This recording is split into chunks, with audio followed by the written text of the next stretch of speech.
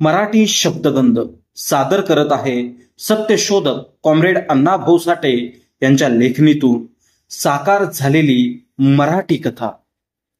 कथेचं शीर्षक आहे बुद्धाची शपथ. चला तर ऐकूया कथा बुद्धाची शपथ. फासपारद्यानं लावलेल्या फासक्यात पाखरं अडकावीत तशी ती 5 पोरं स्वतःच एका भयंकर पाशात गुंतली आणि त्यांची स्थिती नाजूक झाली. निळ्या आकाशात कापसासारखे शुभ्र ढग अकराळ विक्राळ आकृत्या करून तरंगत होते. मावळतीकडे निघालेल्या सूर्याची किरणं डोंगरावरून सरपटत होती. हिरव्यागार वनराजीवर सोनेरी रंगाचा थर लखलखत होता. शिरुळपाचे वारे करवंदीच्या जाळी जाळीतून खेळत होते. ते करवंदाचे दिवस होते. हिरव्या जाळीवर काळ्या करवंदाचे घसच्या घस लागले होते. शुभ्र फुलं टवकारली होती. त्या फुलांच्या गुच्छात हिरवी पानं रसरशीत दिसत होती आणि त्या पानात काही करवंद हिरवी होती, काही पिकत होती, काही पिकली होती. ती पोरं करवंद खाऊन भेंडळली आणि दोरटलेल्या जिभा चाटीत डोंगर उतरून खिंडीत आली. त्या खिंडीतून एक वाट दडत लपत पूर्वेला एक मैलावर असलेल्या चिंचणी गावात शिरली होती. ती पोरं वाटेवर आली व त्यांनी आपल्या गावाकडे पाहिलं. डोंगराच्या विशाल सावलीनं गाव झाकला होता. चंद्रमोळी घरातून पांढरा धूर तरंगत बाहेर पडत होता. खिंडीपासून गावापर्यंत सामसूम होती. सर्वत्र निर्जन भासत होते. ती पोरं घरांच्या ओढीनं निघाली. कोण ढेकर देत होतं, कोण बोलत होतं, तर कोण गात होतं. मध्येच ती साहेबू, विलास, जगू, मोहन, विश्वास अशा एकमेकांना हाका मारित होती. साहेबू हा 11 वर्षाचा होता. त्याचा रंग सावळा होता. तरतरीत चेहरा, चिंचोळे नाक, डोकीत टोपी, अंगात रेघांची पैरण असा त्याचा थाट होता. तो शाळेत 4थी शिकत होता. सारी पोरं त्याला रावसाहेब म्हणत. दुसरा विलास हा सर्वात वयानं आणि उंचीनं लहान होता. त्याचं वय 8 वर्षाचं होतं. त्याची उंची 3 फूट होती. त्यानं लंगोटी लावून वर शर्ट घातला होता. तो रंगानं काळा होता. वाटोळे डोळे, गुबगुबीत गाल, अरुंद कपाळ, किंचित पुढं आलेलं पोट यामुळे तो बदकासारखा दिसे. त्याला शाळा शिकणे पसंत नव्हते. तो गुरं राखीत असे. त्याचे वडील मुंबईला होते नि तो आणि आईच दोघच घरी होते. सर्व पोरं त्याला मास्तर म्हणत. हा भलताच भांडखोर होता. त्यानं पोत्याची घडी खांद्यावर घेतली होती. तो बोडकाच होता. तिसरा जगू हा 3रीत होता. त्यानं अर्धी विजार घातली होती. त्याच्या अंगात फक्त एक गंजी होती. तो रंगानं गोरा होता. त्यानं पोत्याची खोळ डोकीवर घेतली होती. किंचित त्रोटक नाक, टपोरे डोळे, डोकीचे केस ताठ. त्यानं आपली टोपी खिशात घातली होती आणि हातात एक काठी घेतली होती. त्याचा आवाज चिरका होता. चौथा मोहन हा शाळेत जात नव्हता आणि गेला तरी शिकत नव्हता. खेळावर त्याचं चित्त होतं. हा 10 वर्षाचा होता. हा आईचा लाडका होता. बाप मुंबईला असल्यामुळे आई त्याला जपत होती. तो हिरवट म्हणून प्रख्यात होता. त्यानं लेंगा घालून वर फाटका शर्ट घातला होता आणि त्याच्या पायात काहीच नव्हतं. 5वा विश्वास हा विलासच्याच वयाचा होता. तो शाळेत जात होता. तो आई बापांचा एकुलता एक होता. त्याचा लेंगा त्याच्या पायात फडफडत होता. म्हणून त्यानं तो दोन्ही हातांनी आवरून धरला होता. त्याला आईची आठवण झाली होती. तो सर्वांच्या पुढे निघाला होता. ती पोरं खिंडीत येऊन त्या वाटेनं आपल्या गावाकडे निघाली होती. त्यांना घरची ओढ लागली होती. हरणाप्रमाणे उड्या घेत होती. पळत पळत वळून एकमेकांना हाका मारित होती. परंतु मध्येच मास्तर दचकला नी वाटेकडेच्या एका दगडावर बसला. त्यानं गुडघ्यावर कोपर टेकून गाल फुगवलं आणि वाटेकडे पाहत तो बसला. तशी पुढं धावत निघालेली बाकीची पोरं थबकली. मास्तर काव या की. पुढं पळणारी ती पोरं उलट फिरून एकदम म्हणाली, परंतु मास्तरनं त्यांच्याकडे पाहिलेही नाही. तेव्हा ती चौघं चरकली. क्षणात रणजित झाली आणि मंद गतीनं परत मास्तर जवळ आली. सर्वांनी गंभीर चेहरे करून त्याला विचारले, चल की मास्तर. नाही, मी नाही येणार. मानेला हिसडा देऊन मास्तर म्हणाला. तशी पोरं अधिकच चिंतातूर झाली. अव पर काय येणार नाही? साहेबून विचारलं. मला सकाळी आईनं मारलं. मास्तरचं डोळं भरलं. तो रडकुंडीला येऊन म्हणाला, साहेबू, मोहन, विश्वास, जगू हे अस्वस्थ झाले. बरं का मारलं? साहेबरावानं विचारलं आणि लगेच साऱ्यांनीच त्या प्रश्नाची दुप्पट्टी केली. का म्हणजे? मास्तर आपलं थोटकं नाक फुगवीत सर्वांवर नजर फिरवून म्हणाला, मोठ्या माणसासनी का आमासनी माराय कारण लागतं? ते भडवं रेडकू चुकून पाटलाच्या ओसात शिरलं. तसा पाटील वरडत घराकडे गेला आणि आईनं मला दणक दिलं. देऊ दे दणक, जगू म्हणाला. आई आपलीच आहे. खरंच खरंय, मोहन गंभीरपणे म्हणाला. अरे आईनं मारलं म्हणून काय झालं? विश्वास गुडघ्यावर हात देऊन समजावणीच्या सुरात म्हणाला. आणि आता विलास उर्फ मास्तर काय उत्तर देणार म्हणून ते सर्व आतुर झाले. त्यांनी त्याच्यासमोर बैठक मारली आणि मग विचार करून चिडक्या सुरात मास्तर बोलला, अय गड्यांनो, आपण घरला जायचं नाही.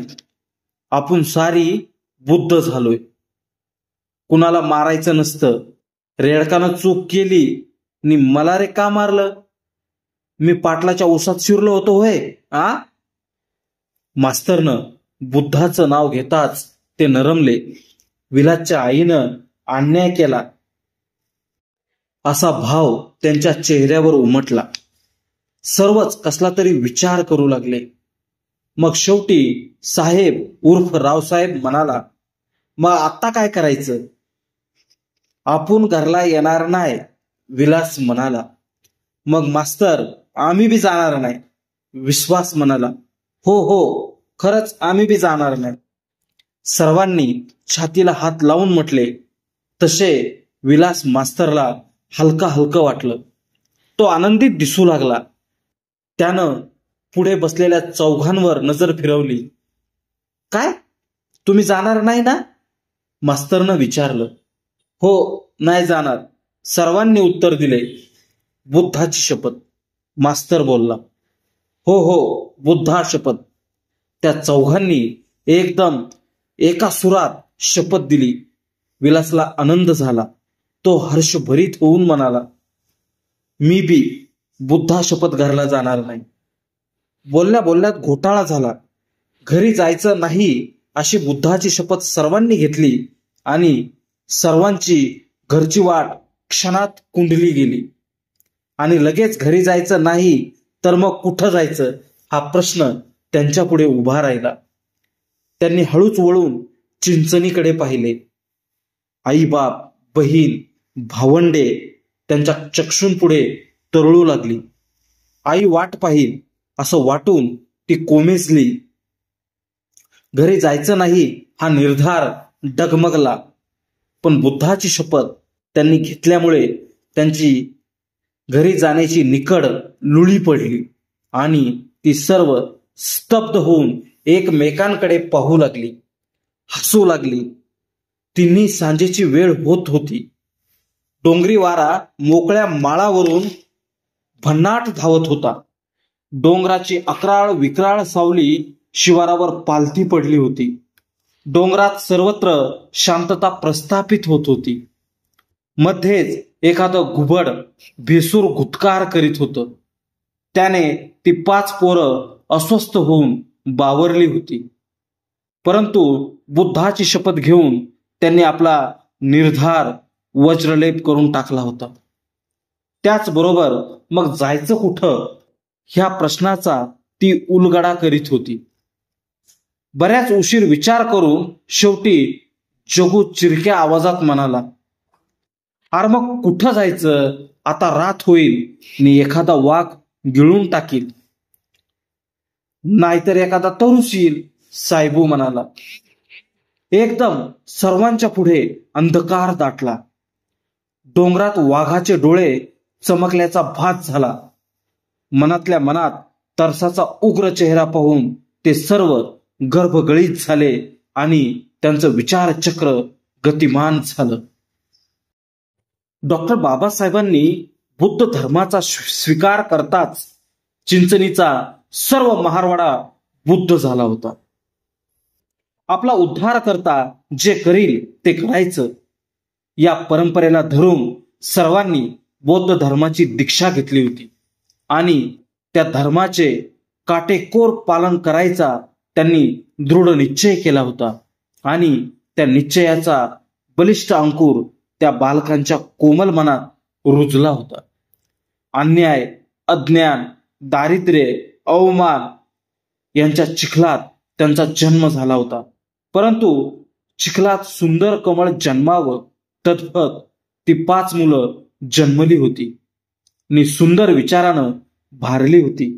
आपल्या उद्धारकर्त्यांचे देव व त्याची आपण घेतलेली शपथ आज मोडायची नाही असा त्यांचा निर्धार कायम होता. एकाएकी मास्तर म्हणाला, मग मुंबईला चला. खरंच चलाल्या का? सारीच चेकाळून म्हणाली. त्यांच्या पुढं न पाहिलेल्या मुंबईचं चित्र साकार झालं. आजपर्यंत ते मुंबईचं नाव ऐकत होते. रोज त्यांना मुंबईचा विचार करावा लागत होता. त्यांच्यापैकी प्रत्येकाचे कोणी ना कोणी मुंबईत होते. रोज त्यांच्या आठवणी निघत. महिन्यात एकदा पैसे येत, आठवड्यात पत्र येत आणि या 5 साहेबू, जगू हे ती पत्र वाचित. जवळजवळ चिंचणीची 50 माणसं मुंबईला होती आणि ती वरळी येथे आहेत एवढेच त्या 5 मुलांना माहीत होतं. जगू, मोहन यांचे वडील मुंबईला होते. विलास मास्तरचा चुलता मुंबईला होता. साहेबरावाचा थोरला भाऊ मुंबईला एका गिरणीत काम करीत होता आणि विश्वासचा बाप तर मुकादम होता. त्यामुळे त्यांना मुंबईला जाण्याची अधिक घाई झाली. पर मुंबईत ती आपली माणसं घावणार कशी? साहेबूंना शंका व्यक्त केली आणि जगू म्हणाला, ती सारी वरळीलाच राहत्यात.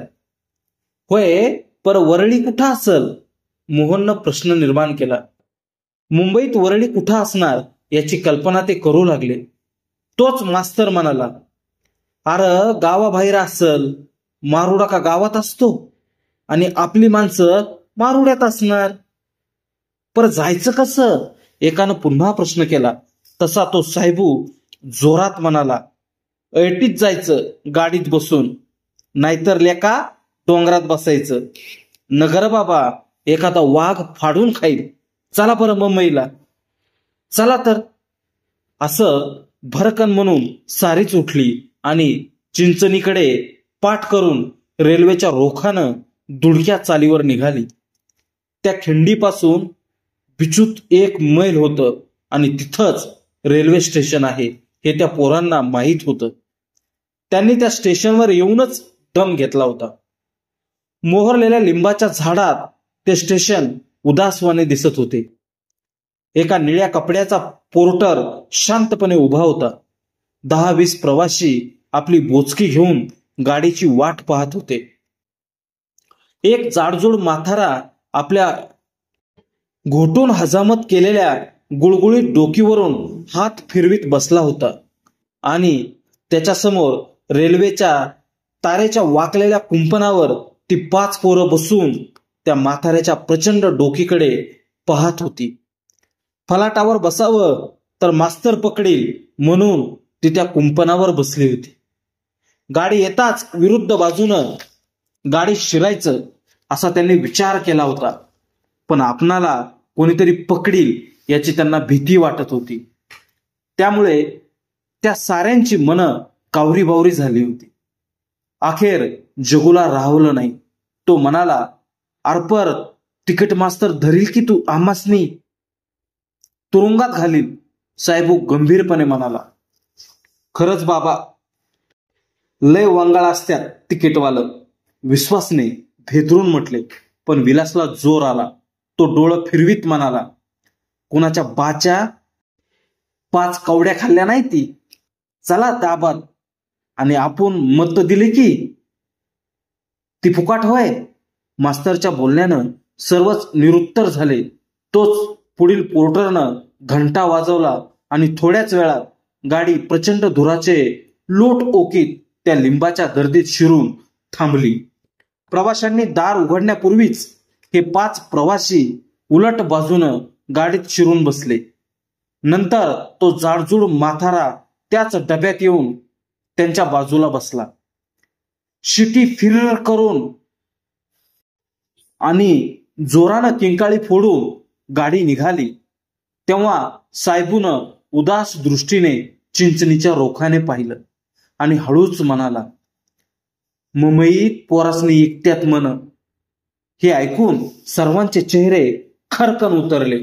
त्यांच्या नजरा भीतीनं भिरभिरल्या, सरफडल्या. आपली आईबाप आता रडत असतील असा विचार ते करू लागले. गाडी धावत होती. बाहेर रात मी म्हणत होती. डब्यात दिवे लागले होते. फुलपाखरं त्या दिव्यांवर टरकत होती. त्यांची धडपड पाहत साहेबू विचार करीत होता, आई रडत असेल. त्यांच्या डोळ्यात पाणी भरलं होतं आणि गळा दाटला होता. त्यानं मान फिरवून कोपऱ्यात दाटीवाटीनं बसलेल्या त्या चौघांकडे पाहिलं. जगू पेंगत होता. मोहन त्याच्या खांद्यावर मान टाकून झोपला होता. विश्वासची हनुवटी त्याच्या छातीवर टेकली होती आणि त्याच्या ओठांवरून लाळ ओघळत होती. आणि विलास उर्फ मास्तर पोत्याची खोळ तशीच घेऊन पाय पसरून टेकून बसला होता. तो जागा होता आणि रडत होता. साहेबूनं चटकन उठून सर्वांना जागं केलं आणि मास्तरला विचारलं, "मास्तर, काय झालं?" "मला लय भूक लागली या." मास्तर मोठ्यानं रडत म्हणाला. सर्वजण भुकेचं नाव ऐकून गोंधळले. त्यांनी डब्यात सर्वत्र पाहिलं. "मास्तर, काय झालं?" जगूनं हळूच विचारलं. "मायंदाळ भूक लागली या." मास्तर डोळं पुशीत म्हणाला. आणि जगूनं पुन्हा विचारलं, "मग रडून काय फायदा?" "मला रडूच येतंय." मास्तर उलट्या हातानं डोळं चोळीत हुंदके देत म्हणाला, "आई रडत असल. माणसं हुडकत असतील आमासनी." "आता गप्प बसा." साहेबू गुरकला. "व्हायचं ते झालंय. आता गुमानं चलूया." "हो, मला थंड वाजते या." मोहन पोटाशी गुडघं आळपीत रडवा चेहरा करीत म्हणाला. एवढ्यात खिडकीतून बाहेरच्या बत्त्या दिसू लागल्या. प्रवाशांपैकी एकानं बाहेर पाहून हाक दिली, "हा, चला ग, आलं पुन्हा." तशी पेंगत बसलेली माणसं खडबडून उठली. आपापली गठुडी घेऊन दाराकडे सरकू लागली. रेटारेटी वाढली. हे 5 प्रवासी उठून बाहेर पाहू लागले. आळसटलेले, अंग मोडीत आळुखे पिळुखे देत काजवटले. मास्तर आपलं उपाशी पोट खाजवीत जांभया देऊ लागला. पुन्हा पुन्हा पुन्हा सर्वत्र एकच गोंधळ उडाला आणि गाडी पुण्यात येऊन दाखल झाली. त्या माथाऱ्याच्या मागोमाग ते 5 गडी उतरून चालू लागले. तो माथारा मुंबईला जाणार होता हे त्याच्या बोलण्यातून हेरलं होतं. तो म्हातारा एका नळाजवळ जाऊन बसला. त्यानं बोचकं सोडलं आणि तो भाकरी चावू लागला. त्याला साहेबू हळूच म्हणाला, पाहुणं, आमचा एक गडी रडतोय, त्याला लय भूक लागली या, वाईचं भाकर देता का? काय? म्हातारा भाकरी चावता चावता थांबला. त्यानं घास दाढेत धरून भुवयात चढवीत विचारलं, कंचार गडी त्यो मास्तर व? साहेबू म्हणाला, त्याचं नाव इलास आहे, आम्ही त्याला मास्तर म्हणतोय. वाईचं बारका आहे त्यो, आम्ही समधी मास्तर म्हणतो त्याला. हा गेई. मास्तरनं अर्धी भाकरी पुढं करून म्हटलं, लेका कुठं बी जाताना भाकरी घ्यावी. असं म्हणून म्हाताऱ्यानं भाकरी दिली. आम्ही तसंच आलोय. साहेबू भाकरी घेऊन म्हणाला, आम्ही 5 जण आहे. 5 जण? म्हातारा म्हणाला, आणि तुम्हासनी आईबाप कोण आहे का नाही? हाय ती की सारी. साहेबू म्हणाला, पर ती सारी गावाला आहे ती, आणि आम्ही मुंबईला जातोय. तसा म्हातारा भडकला. तो एकदम खेकसला. मग लेका उंडगीच हायसा वाटतं. मुंबईत मरशील फुकट कुत्र्यावानी. आईबाप टाकून काय आहे रे तुमचं त्या मुंबईत? त्या भडीमारानं साहेबू चेंगरला आणि हळूच मागं सरकत एकदम पळत सुटला. त्या चौघांजवळ येऊन त्यानं वळून पाहिलं. मास्तरनं ती भाकरी घेऊन खायला सुरुवात केली. त्यानंच ती अर्धी भाकरी 5 ठिकाणी वाटली. त्यांनी ती भाकरी खाऊन पोटभर पाणी पिऊन घेतलं. त्यांना हुशारी आली. ते भाकरी खाऊन त्या म्हाताऱ्याच्या मागेच बसले होते. गाडी येणार होती. लोक गाडीची वाट पाहत होते. आपलं मुंबईत काय होणार? खरंच आपण कुत्र्याच्या मोतीनं मरणार का? आपली माणसं कशी व कुठं सापडणार? वरळी कुठं असल्याचा विचार ते करत बसले. पांढऱ्या टोप्या घातलेले टिसी त्यांच्या आजूबाजूने फिरत होते आणि त्यांच्याकडे तिरप्या नजरेनं पाहत ते मनात गांगारत होते. टांगलेल्या घड्याळात 3:30 वाजले आणि मद्रास मेल प्रचंड धूर ओढीत स्टेशनमध्ये शिरली. तशी टपून बसलेली माणसं एकदम मुरकुंड देऊन त्या गाडीत शिरून बसली. साहेबू, विलास, मोहन, जगू व विश्वास यांनी उंदराप्रमाणे त्या गर्दीतून डब्यात शिरकाव करून घेतला आणि एका कोपऱ्यात ते एकमेकांना खेटून बसले. आपण विना तिकीट आहोत तेव्हा आपण खालीच बसलं पाहिजे असं ठरवून ते बसले होते. आणि गाडी सुरू होण्यापूर्वीच त्यांना पेंग आली आणि ते जागे झाले तेव्हा मुंबई आली होती. दादर स्टेशनवर गुऱ्हाळघाई सुरू झाली होती. हमाल ओझी पळवीत होते.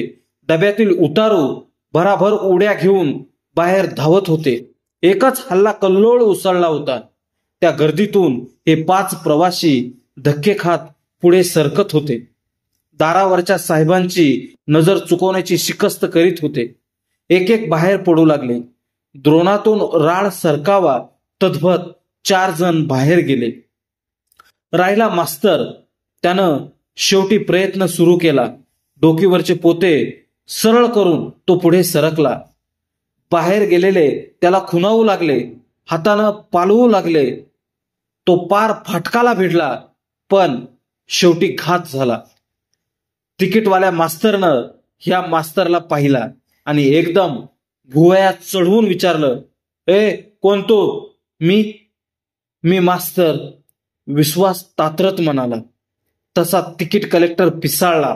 तो ओरडला, कसला मास्तर? मी आपला असाच मास्तर आहे. पोरं मला मास्तर म्हणतात. माझं नाव इलास आहे हो. इलासनं एका दमात सारं सांगितलं आणि तिकीटवाला साहेब बिथरून म्हणाला, तिकीट कुठं आहे? काढली नाही. पैसे नव्हतं? कुठनं आलास? चिंचणीसनं. चिंचणी कुठं आहे ती? ती चिंचणीत आहे. काय? मास्तर ओरडला. बस एका बाजूला. बरं महाराज. विलास हळूच म्हणाला आणि अंगावरचं पोतं सरळ ओढून पोटावर घेत एका बाजूला बसला. दारात उभ्या असलेल्या मोटारी प्रवाशांना घेऊन पळाल्या. ये जा संपली आणि तिकीटवाला शांतपणे वळला. विलासकडे त्यानं पाहिलं. एकदम तो आश्चर्याने चमकला. विलासच्या बाजूला दुसरे चौघे बसले होते. त्यांना निहाळीत तो म्हणाला, कोण रे तुम्ही? मी जगू. आणि मी मोहना. माझं नाव इसवास. आळीपाळीनं त्यांनी आपली नावं सांगितली. कोठून आलात? चिंचणीसनं. कुठं आहे ती? तिकीटवाल्यानं विचारलं. ती लांब आहे डोंगरापाशी, साहेब उत्तरला. तिकीट काढा. तिकीट काढलीच नाही आम्ही, जगू म्हणाला. बुद्धा शपथ. साहेबून गळ्यावर हात ठेवून शपथ घेतली. आम्ही पळून आलोय. तिकीटवाला साहेब विचारात बुडाला. तो काहीतरी बोलणार इतक्यात अंगावरचं पोतं खाली ठेवून विलास म्हणाला, मास्तर साहेब, हात परसाकडे कुठं बसतात? हे ऐकून तिकीट कलेक्टर अधिकच घोटाळ्यात येऊन ओरडला, पळा इथून सारे. तसे ते उठून पळू लागले. त्यांनी दादर पोस्टाजवळ येऊन वळून पाहिलं नि निश्वास टाकला आणि मुंबापुरीला डोळे भरून पाहू लागले. नाना रंगाची, नाना जातींची माणसं सारखी पळत होती. मोटारींची रीग लागली होती. सर्वत्र गोंगाट झाला होता. लाल रंगाच्या बसगाड्या भन्नाट पळत होत्या. ट्रॉंगची धुडं मंद गतीनं सरकत होती. समोरची ती गिरण पाहून त्यांना आश्चर्य वाटलं आणि हे काय असावं याचाच ते विचार करू लागले. पागोट, घोंगड, लंगोटी, काठी, मेंढर यापैकी काहीच त्यांना दिसत नव्हतं. मास्तर चिरक्या आवाजात म्हणाला, हे लेकांनो, ही सडक बघा कशी म्हशीच्या पाठीवानी गुळगुळीत आहे. सारी पोरं थांबून सडकेची पाहणी करू लागली. इतक्यात एक मोटार भरधाव धावत आली. कर्र असा मोठा आवाज झाला. ती पोरं मोठ्यानं किंचाळली. बच गया. एक हेलपाटीवाला ओरडला. एक पोलीस आला. लोक जमले.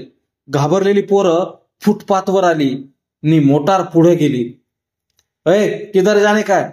पोलिसांना तंबी दिली. आम्ही मराठी हाय, जगू म्हणाला. अरे कुठं जायचंय? हेलपाटीवाला वैतागला.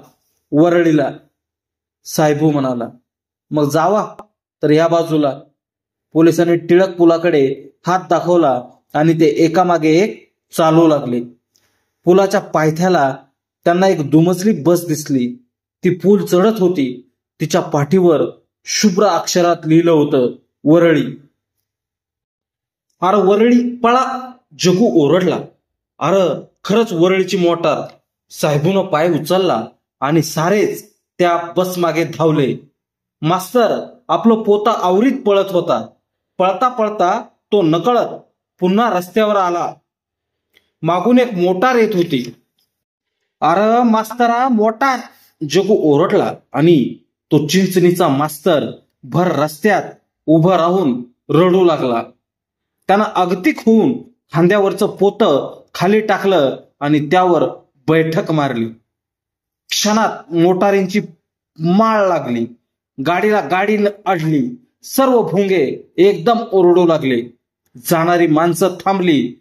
जगू, मोहन, विश्वास परत आले. मास्तर काय झालं? नग आमासनी ही मुंबई. मास्तर हुंदके देत म्हणाला, इथं मुताय जागा नाही, अन्न नाही, मारुडा नाही आणि मला पळायचं जमन. लेका मास्तरा, वरळी गेली. जगून त्याला फुटपाथवर ओढीत आणला. सर्वजण निराश होऊन बस गेलेल्या दिशेनं पाहत राहिले आणि शेवटी त्या मास्तरानं भर रस्त्यावर घाण करून तो मोकळा झाला. अय कुठं जायचंय? एका धिप्पाड माणूस त्यांच्या जवळ येऊन घोगऱ्या आवाजात म्हणाला. आमासनी वरळीला जायचंय. ते सर्व एकदम म्हणाले, हं चला या. असं म्हणून तो इसम चालू लागला. त्यानं आपल्या डोकीला टॉवेल बांधला होता. अंगात फाटका शर्ट घालून तो अर्धी विजार नेसला होता. तो गुमानं पुढं चालत होता आणि ती पोरं त्याच्या मागून पळत होती. ते गोखले रोडला येऊन पुढे निघाले. कुमकुम सिनेमा पुढं एक म्हातारी शेंगा विकीत बसली होती. त्या शेंगा पाहताच मास्तर थांबला. तो थांबताच जगूनं पाय गाळला आणि गुडघ्यावर हात देऊन वाकून म्हणाला, मावशे, वाईचं शेंगा देतीस का? आमच्यापाशी पैसे नाहीत. साहेब म्हणाला, मला भूक लागली. मास्तर बोलला आणि म्हातारी म्हणाली, कुणाचं रे तुम्ही? महाराजचं. बुद्ध आहे आम्ही. कंच्या गावचं? चिंचणीचं. वरळीला जातो या, जगू म्हणाला. आणि त्योर कोण? म्हातारी जवळच उभा असलेल्या त्या इसमाकडे पाहत म्हणाली, त्याच्या नादाला लागू नका. तो तुम्हासनी एखाद्या भिकाऱ्याला इकून टाकील. सरळ असंच जावा, वळूच नका. मोरवरळी हाय, माड्या आहे ती. असं म्हणून त्या म्हातारीनं मुठभर शेंगा विलासला दिल्या. पोरं पुन्हा चालू लागली. तो इसम फटकून चालत होता. थोडं चालून जाताच त्यांना वाटेत एक दुसरी म्हातारी दिसली. ती डोकीवर टोपली घेऊन जात होती. ती मुसलमान होती. साहेबू तिच्याजवळ जाऊन म्हणाला, आये, कुठं जायचंय तुला? वरळीला. म्हातारी उत्तरली. त्याबरोबर त्या सर्वांचा जीव डोंगरा एवढा झाला. जगून पुढं होऊन तिची पाटी आपल्या डोकीवर घेतली. साहेबू म्हणाला, आम्हासने बी वरळीला जायचंय, तेवढं घेऊन चल. ह्यो बाबा आमच्या मागं लागलाय. म्हातारीनं चालत चालत त्यांची विचारपूस केली. त्या पोरांनी आपली सारी कथा सांगितली. 3:30 वाजले होते. गिरण्या सुटल्या होत्या. वरळीचे रस्ते माणसांनी फुलून निघाले होते आणि सर्वत्र एकच बातमी पसरली होती. महारांची 5 पोरं पळून आले. ती म्हातारी त्या पोरांना जेवण घालून घेऊन एका बागेत उभी होती. सारी वरळी त्या बागेकडे धावत होती. आपलं तर कोणी नाही ना, असं म्हणून जो तो येऊन त्या पोरांना पाहत होता व जात होता. घरोघर त्यांची चर्चा सुरू होती. माणसं येतच होती आणि ते 5 त्या म्हातारी शेजारी शांत उभे होते. उदास चेहरे करून येणाऱ्या प्रत्येक माणसाकडे निरखून पाहत होते. आपलं कुणीतरी दिसावं म्हणून त्यांचे आत्मे आतुर झाले होते. चाळीच्या चाळी येऊन त्यांना पाहून जात होत्या. शेकडो लोक जमून उभे होते. जर यांचं कोण नातलं नाही सापडलं तर काय करायचं याचा विचार करीत होते. चिंचणीची माणसं कुठं राहतात याचा तपास काहींनी सुरू केला होता. तोच एकाएकी आवाज आला, इलास, साहेबू, अरल्या का जगा आणि मोहना इकडं कुठं? आणि इसवास तूर?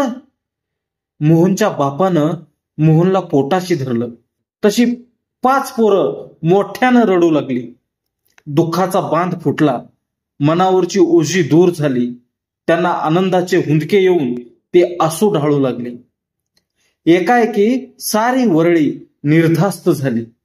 आता आपत्याची भेट होताच त्या 5 पोरांना हर्षाचे भरते आले. मास्तर, मोहन, विश्वास, जगू, साहेबू एकमेकांकडे भरल्या डोळ्यांनी पाहत उगीच रडू लागले. मग चिंचणीची सारीच माणसं आली. त्यांनी त्या पोरांना हृदयाशी लावलं.